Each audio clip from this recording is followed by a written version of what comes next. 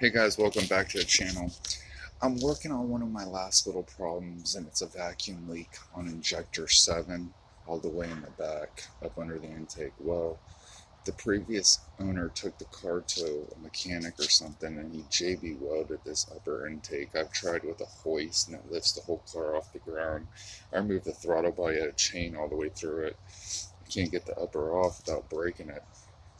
So I'm trying silicone at the top of the seat, and I had it to work before, but I wanted to get it perfect. So now I've went in there and removed all the injectors. Can't really see cylinder 7 way back there, but I put a little bit of this optimum high temperature just around the bottom of the seat, just around the edge, and around above the edge of behind the injector bushing, right around there, behind that, to try to get it to seal up temporary. I have no gasoline leak here, but I put a snap-on smoke machine and it revealed a leak there.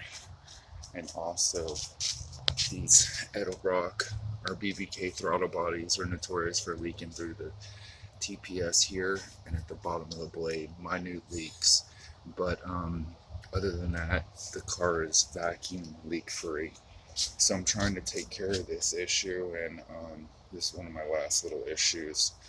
So like, subscribe, and share, and as always, guys, keep on dreaming.